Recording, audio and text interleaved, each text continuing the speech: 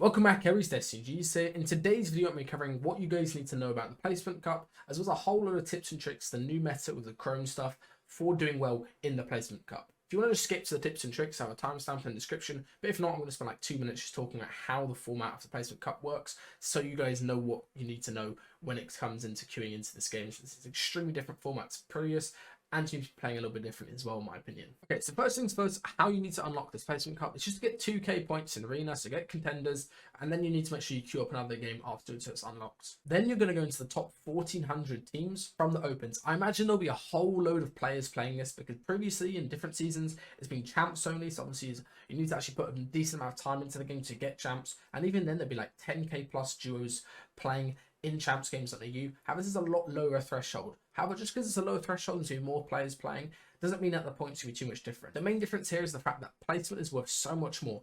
People aren't going to be W keying an insane amount because kills are only worth a +1. I'd highly recommend not fighting too much unless you need sort of loot to do well in end games.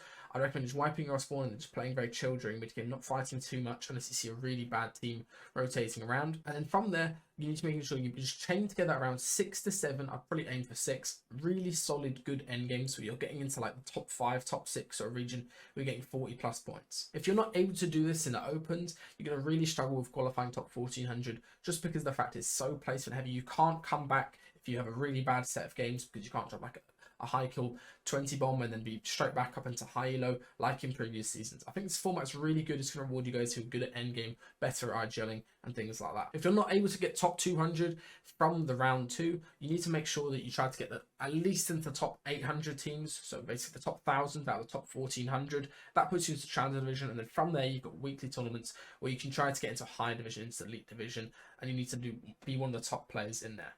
If you do really bad in the round, or let's say you don't even qualify through round 1, you can be put into contender division. And honestly, if you're in contender division, there's going to be loads of players every single week trying to vie for one of those top spots. It's probably a little bit more W key based. Obviously, it's still Placement Cup format for those weeks. But after that, you need to make sure that you place as well as possible in each week so you get the highest chance to rank up and go up a new division. Alright, let's get into some tips and tricks for this new season, including the loadouts that you need to be running and a whole load of things for the Chrome splashes. Now, my first tip for this video is going to be related to the Ever Chrome. This stuff is going to be your bread and butter rotating during mid-game, end-game. It's so good. You should use it during fighting as well, which I'll show you a little bit later on, some tips and tricks right there. But also for your early game. Whenever you go to loot the chest, instead of just looting a chest regularly where you open it and you get a gun, plus some ammo, plus some gold, and maybe like an item like a harpoon or a medvest or some healing or something, instead throw the chrome onto the chest. This makes it a chrome chest, as you can see here. You open it and now you get 2 guns. You basically always go ahead and get an Ever Chrome gun from it, so you get extra shotgun ammo, which is quite useful. Or alternatively, 50% of the time, you go ahead and actually get an Ever Chrome AR, so you get more area ammo. Maybe you're thinking, why would I waste doing that? It's just so you get extra AR ammo throughout all of your early game. Let's say you're landing a shambles split, you're trying to play smart and play smart, you can go ahead and do this and get loads of extra ammo. Also, you can go ahead and easily get your things back just by shooting like this. As you can see, you're going to get a whole load of splashes. Also, if you guys didn't know, these are actually pretty useful, mainly because you can go ahead and throw them down, and you can they do a little bit of white. So let's say you're like 90 HP, you throw one down, it'll bring you up to 91, and it's going to give you an extra whole second in storm during end game.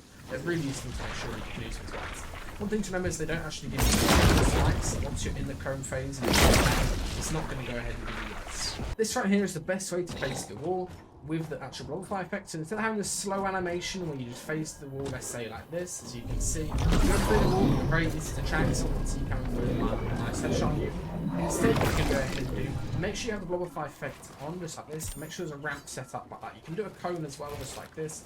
And on the top portion right here, and you want to go ahead and left click so you come out of the butterfly phase. So you're in the blob, just like this. Go ahead and left click at the top as you come through, and you're going to fly to the back of the box and be behind someone and go for a kill. It's so effective, I can't tell you guys how good it is. Found this out from Jiving on YouTube, make sure you check out his content. You can also do this, let's say from a closer range, let's say you're on someone's wall just like this. Go ahead and put yourself in a butterfly phase, and then what you're going to do is do the exact same thing, put in their box behind them. You can also do this while pressuring someone's wall directly like this. Let's say you're going ahead and getting on their wall just like this. What you want to go ahead and do is you're pressuring you like this, they're waiting to edit on you. What you're going to go ahead and do is edit just like this. Go to the roll 5 phase, get straight in their box, and get an easy kill.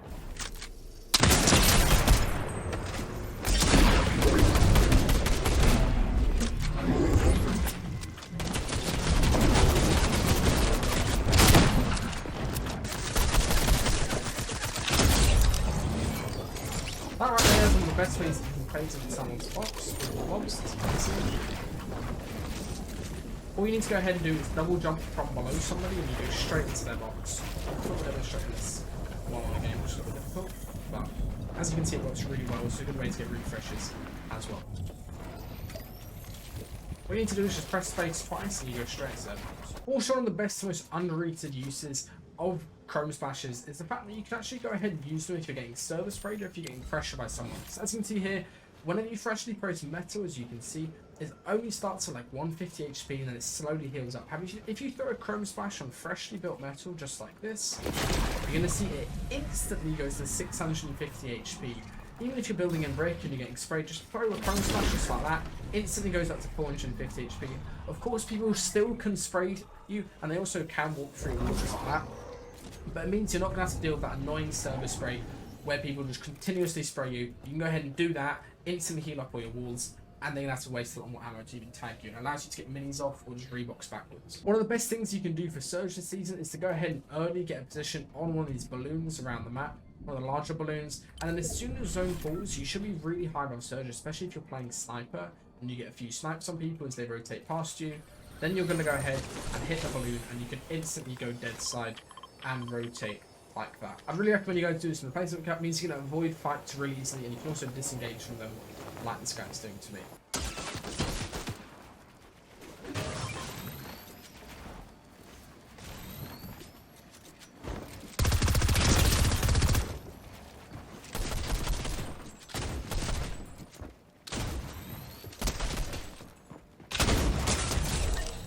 One of the best things you can do, as I just showed there, when playing defensive this season is basically just use the prime shotgun and wait for someone to break your wall and try to pre-fire it. The prime does a ridiculous amount of damage to the body, especially the first bullet. All you need to go ahead and do is just hit a consistent body shot on someone. One thing I recommend doing is whenever you get hit low, instead of trying to pop your mini out of instinct, whenever someone's aggressing you instantly and quickly, even in duos as well, you can do this. Instead, just look for a play like what I did there. Just look, try to go for a shot on someone as they approach you. Look for, let's say, a mantle from the back to go for one of those prime shots. You instantly do like 120 body onto someone, and you're going to be able to actually go ahead and win the fight quickly from there. Or you can basically just remove it to a neutral position. We're both on the same HP.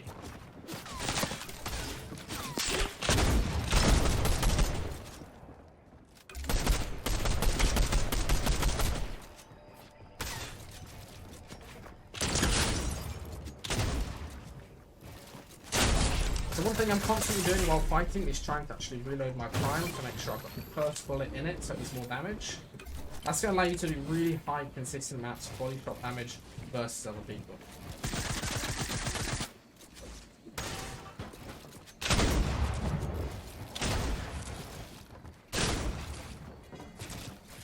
It's getting PC, mate.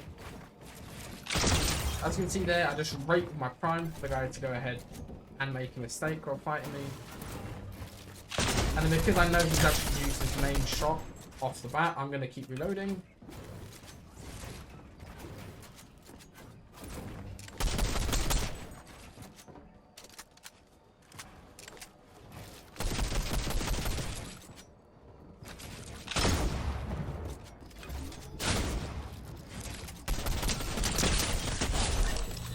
So whenever using the prime, which I think is the best shotgun this season, 100% the meta shotgun, always sacrifice healing to try to get that extra pellet in, just because you're going to be able to stop somebody, do one like 130 or 120 body to them really easily because of how tight the spread is. So another new addition this season is going to be these keys that spawn around. They basically spawn as floor spawns and you can occasionally get my chest, I believe. And when you go ahead and get them, they're basically going to allow you to unlock vaults around the map. These are really overpowered. They basically give you a whole load of gold guns. I'll show you guys all of the vault spawns on the map just now, so just so you guys memorize them. As you can see here, I'm going to tell off names.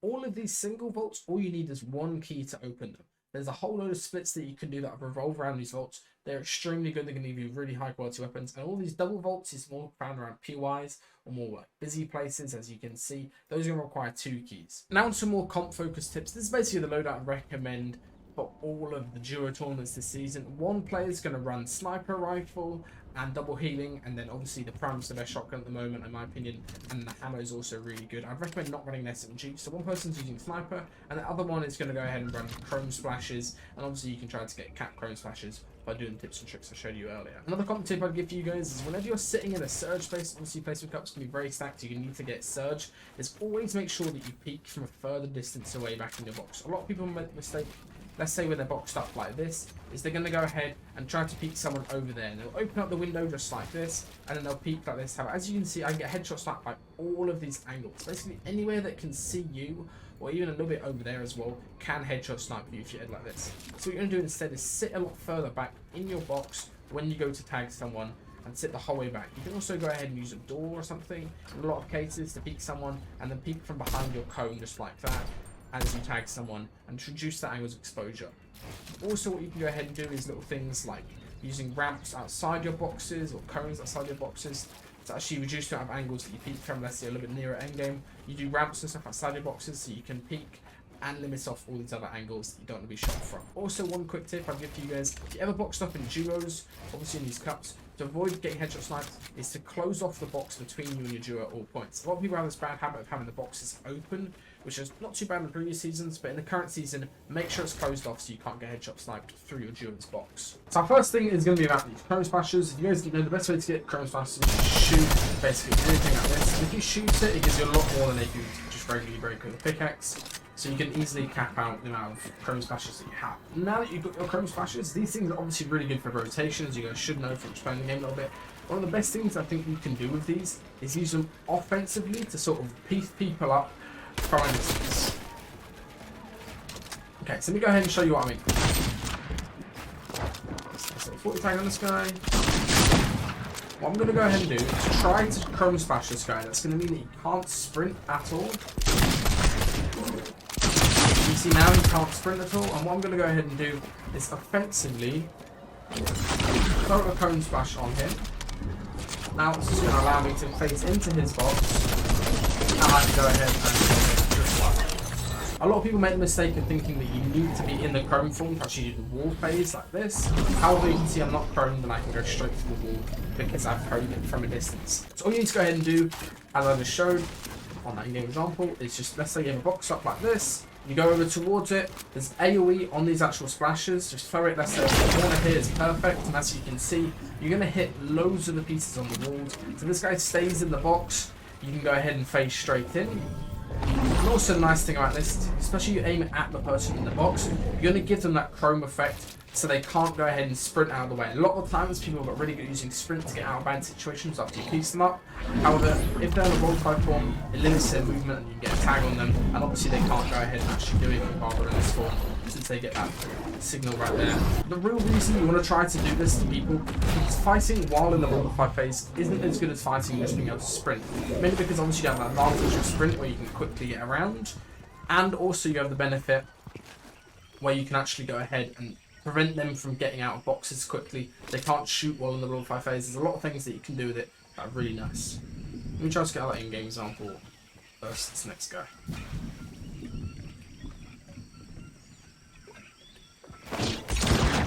I've glorified him. That's going to limit his sprinting.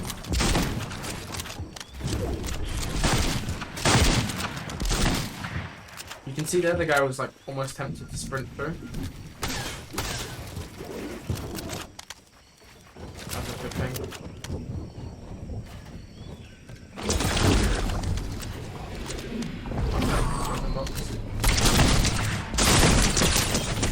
Yes, nice. So you can see there how useful it is. I can just instantly get into the guy's box. He's kind of caught off guard. He can't sprint around during fights. And you have that advantage where they don't expect it, because obviously you can't see through chrome a lot of the time. Also, one of the best things I think about doing this versus people is you cannot edit something that's already chromified. So let's go ahead and go through this. As you can see, the guy can't do anything to stop me as I go towards him. The only thing he can do is probably accidentally go ahead and jump out of his box. So he can't do anything to counter me. It's really good to stop some healing or getting counter damage on you.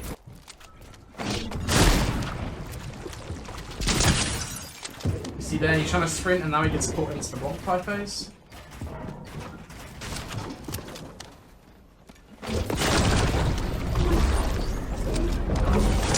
Nice. So you can see there, I caught the guy off by actually doing that and then getting into his box. And then when he tried to edit on me, what actually happens is you try to edit something that's actually hit the blob form and you accidentally jump into a lot of time and it puts you through the wall. When someone's going through the wall, if you can't see where they are and you know, unless you're already in their box and you know it, it's really hard to actually miss the shot because you can see how slow you move for a second as you go ahead and jump through.